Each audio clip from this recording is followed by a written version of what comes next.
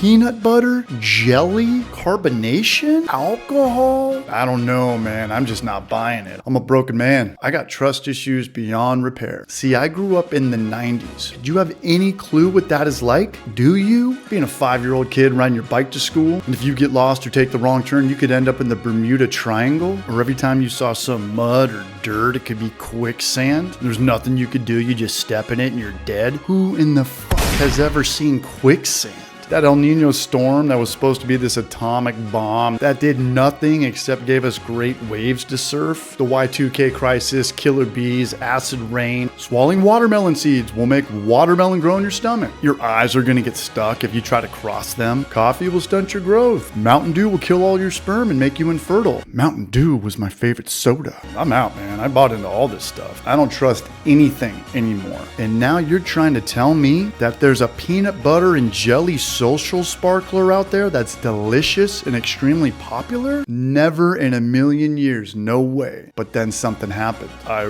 witnessed it out here at a certain brewery in Eastern Tennessee. And truth be told, this is something you would never believe unless you saw it with your own eyes. I'm talking about people coming from all over the South and waiting for hours for this beverage. Block after block of people trying to get their hands on it, like the morning before the first iPhone came out, like a concert with no band. So I got my hands on some. It was absolutely delicious. Mind-bending, mind-blowing. And you know what? I'm now back to becoming a believer. My relationships with people are better. I'm beginning to trust people again. My relationship with my biological stepmother is getting better. I've decided to put out some content again. I have no clue if my channel's dead or if it was ever really alive, but I do know how to turn sugar into booze. Let's take a shot at this recipe.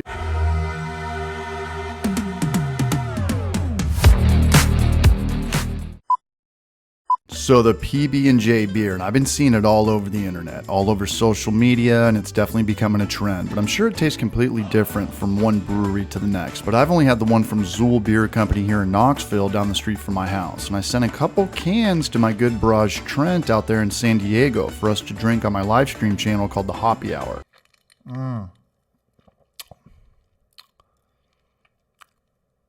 Whoa. Yeah.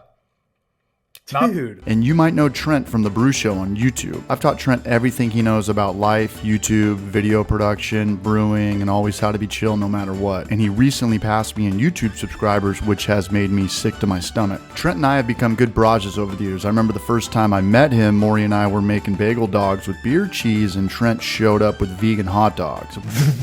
When I'm in San Diego, Trent and I like to check out new breweries, maybe get a brew day in, or piece some content together. And sometimes we like to make short films pretending to be Nev Campbell and Skeet Ulrich from Scream, and we pretend to kill each other over each other's homebrew. Trent decided to take a shot at this recipe as well, and we went completely different routes on this, and you will find a link to his video pinned at the top of the comment section below. Okay, so what do we know? Well, it tastes exactly like a peanut butter and jelly sandwich from 3rd grade. It is 6.5%, but most importantly, it reads gluten-free sour. In all fairness, I don't really care about the sour part. Souring a beer is easy. It's the peanut butter and jelly ratio that I'm worried about. And as far as the gluten-free stuff goes, it could be a handful of different options. It could be rice, cracked corn, corn sugar, cane sugar, gluten-free, grain. But I'm gonna make this today with corn sugar, aka dextrose, since it's easily available, but more importantly, dextrose will contribute 0 flavor to the finished product. I want all my flavor to come from the peanut butter and jelly. The Brew Show's making his PB&J beer with sugar from grains. It's been a minute since I've brewed with dextrose. Truth be told, I've actually forgotten all about brewing, so I gotta reference my old videos from years ago, and people in the comment section are gonna be like, dude, it's a hard seltzer, but people have no clue what a hard seltzer even is.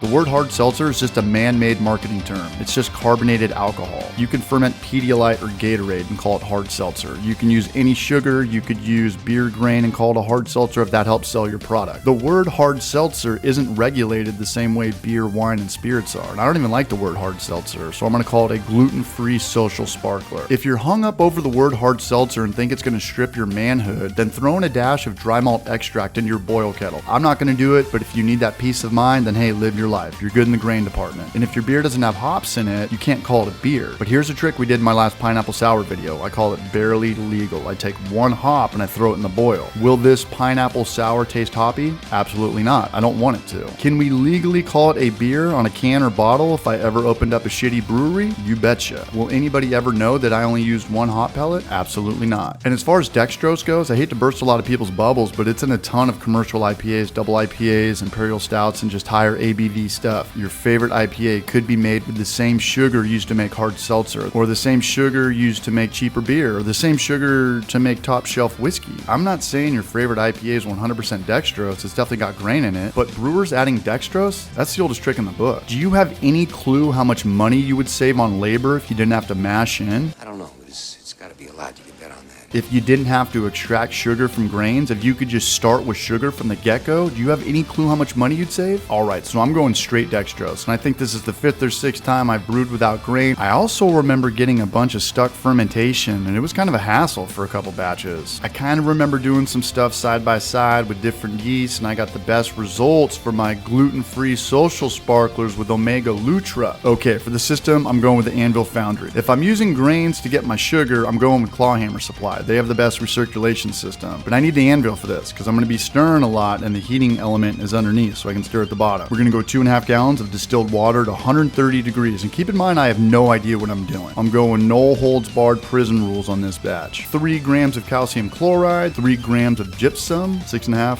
It's close enough. We'll call it even. And the only reason I'm heating this up just a little bit is just so everything dissolves better. Big shout out to Ferment Station here in Knoxville for having everything I need to make these YouTube videos. Going to use a whole ounce of yeast nutrient. I hope this prevents stalled fermentation. Stir it until everything looks like water. Here you go, your homemade Pedialyte. Sometimes I get lucky with this yeast and fermentation kicks off pretty fast. You can heat it up, put it in your sink or your bathtub, heat it up with some hot water to help kick it off. Gonna rack it into a plastic fermenter once my sugar water cools down a bit, and I'm gonna pitch my Kveik around 90 degrees, hold a gravity reading. 1070 seems kind of low, but it's all good. We can always make adjustments around alcohol by volume. And all those people that think that adding sugar does not increase the quantity of the liquid, you might be right when you're talking about just a little bit of sugar going into your cup of coffee, but when we're putting this much sugar into this little of liquid, it's definitely going to increase the volume of liquid. And real quick, since the B-roll is jumping around a lot, I don't know if you could tell by my beer belly in that one shot, but this was years ago in San Diego, back when I was 230 pounds, the heavyweight champion of my single car garage. This is just some old footage I have. So what I ultimately did was I had 5 pounds of dextrose to 2.5 gallons of water to shoot for around a 10% base alcohol that I plan on diluting with 2.5 gallons of my peanut butter and jelly stuff that will ultimately give me 5 gallons of a 5% alcohol by volume social sparkler. But I was reading online that sugar dissolves in water,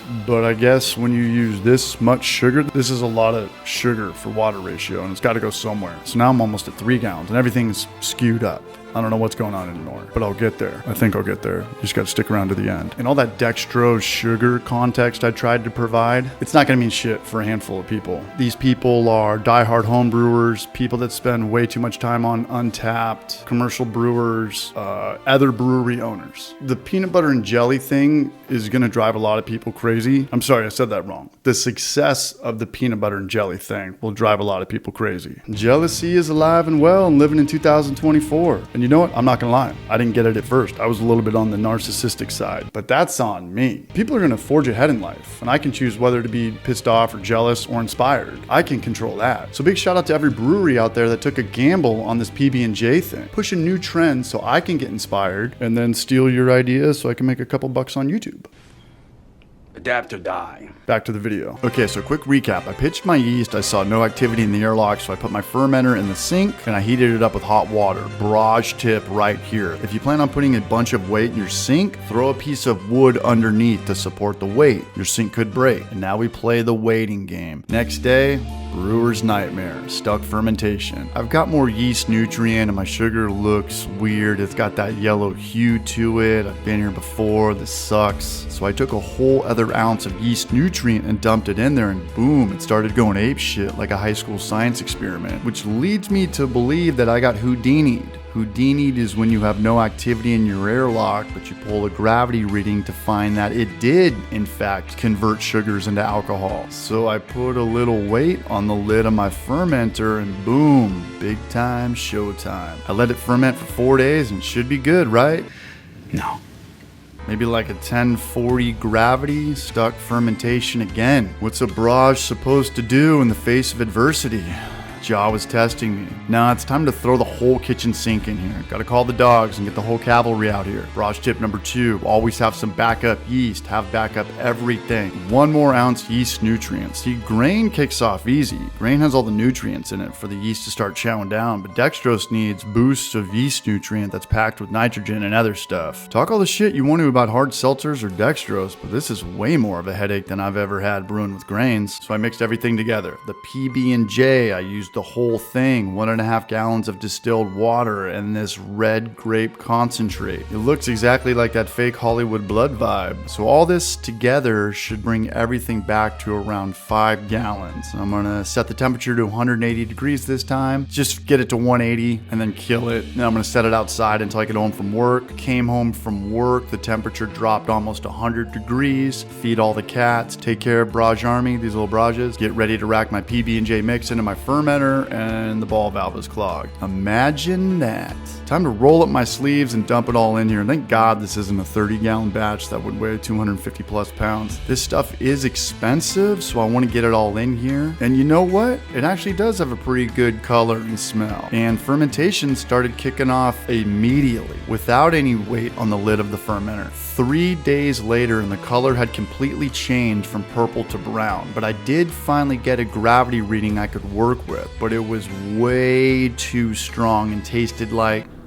It tastes like peanut butter wine. Peanut butter wine. It's either scrap or adapt. I could bounce back from this. Time to kill all fermentation with a couple of grams of both potassium sorbate and potassium metabisulfite. This will prevent the yeast from turning any more sugar into alcohol, and I don't need a higher ABV neither. My game plan is to dump about a half gallon to a gallon of this. I need to make it way less boozy and much sweeter.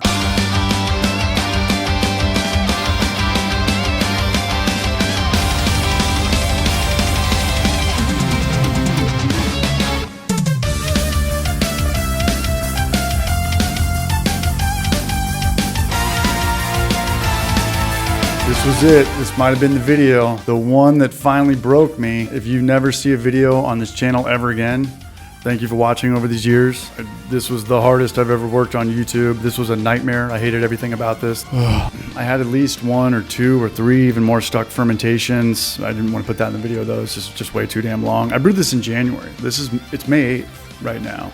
Brewing beer is 1 billion times easier than what I just tried to do. That's a fact. It is exactly 1 billion times easier. 10 years ago, I would have been one of those douchebags. It's like yellow beer is for wussies, you know, but it's 2024. Anything goes. As long as it tastes good and has value, no one's going to give a shit what's inside, except that small amount of people that's angry that they didn't think of this stuff first. If anybody has any tips on how to ferment dextrose, please let me know in the comment section. The answer's got to be right under my nose, but this fucking was horrible. We tried to do a blind taste contest, but it was a dead giveaway. Trent's PB&J had way more of a PB&J taste to it. My beer tasted exactly like a fruit snack. It was actually pretty good too. I just don't know why there was so many stuck fermentations. Dude, that's good. I have no clue what the recipe is. Don't even ask. Just, you saw the video. Just throw everything in the kitchen sink. But I think the name of the game is just to get away from grains and hops as much as possible. I'm so fucking glad this is over. I'd rather have a threesome with Rosie O'Donnell and Carrot Top while someone is force feeding me a tomato than have to make this video again. This might have been it, guys. Honestly, man. Thanks for watching my channel over the years. You made it this far. You made me 3 pennies. Thank you.